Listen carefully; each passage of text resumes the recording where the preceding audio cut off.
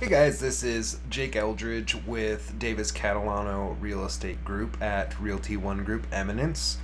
Today I wanted to talk about some mistakes to avoid during the escrow process. So you found your home, you're in contract. These are the mistakes that you want to avoid before, during that transition of you have an accepted offer and close of escrow. So I would say one of the first mistakes is you celebrate too early. It's okay to be excited that you're in contract and you know that there's a possibility of getting this home, but there's a lot that happens in this escrow period, and I don't want you to celebrate too early.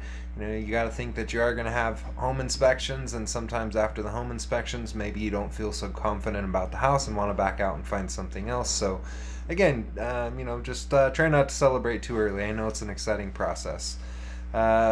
Second, this is a big one: acquiring new debt. You may be excited, and need new furniture to fill that house, but this is a process. And what comes into play during that process is, you are usually getting a loan for the purchase of a house. So, this can really affect your approval on that loan.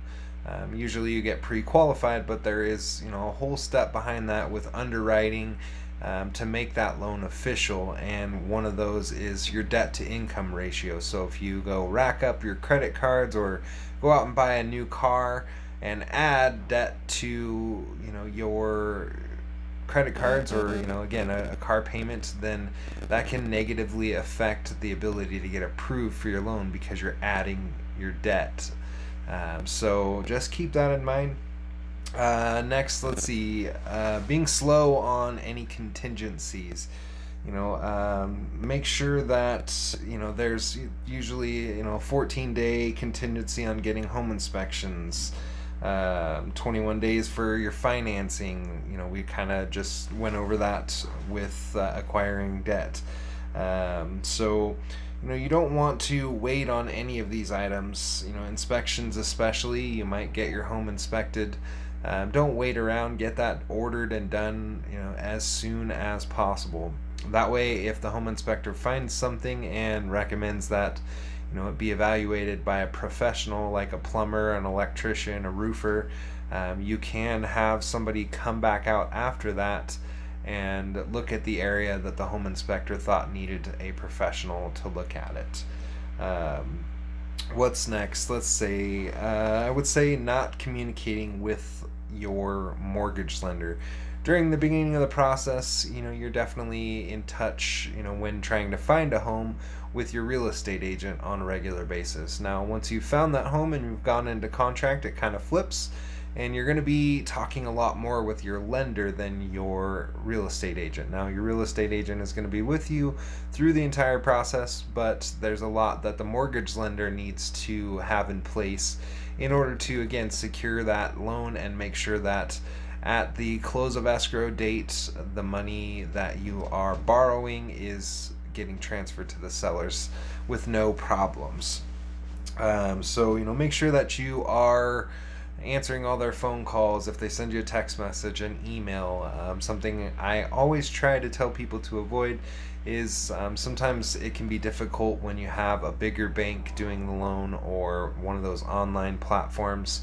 I would try to choose a local real estate or a mortgage professional if possible, because sometimes with those bigger box type stores, it can be difficult to get somebody after 5 o'clock p.m. Or on the weekends. With a local lender that you can meet with face to face, it's usually a little bit easier to stay in communication with them. So just keep that in mind. Last thing I would say, last couple of things would be taking bad advice. Now, when you buy a house, everybody's got an opinion. Mom and dad have an opinion. Maybe your brothers and sisters, your friends, your coworkers.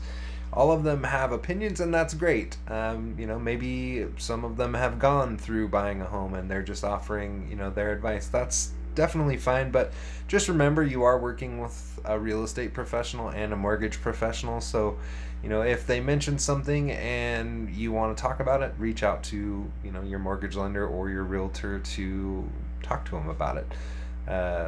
Make sure that you are getting good advice. Okay, so this one's also a big one. Not understanding the close of escrow date. Now, there's a lot of forms that need to be done prior to the date that you're going to close escrow and sign all the paperwork necessary for ownership of your new home. So make sure to, most importantly, review that closing statement.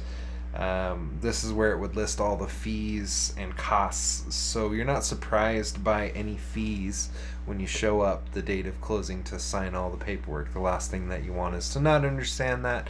You're excited, you're about to cross the finish line, you don't want anything to interfere, so that's a big one.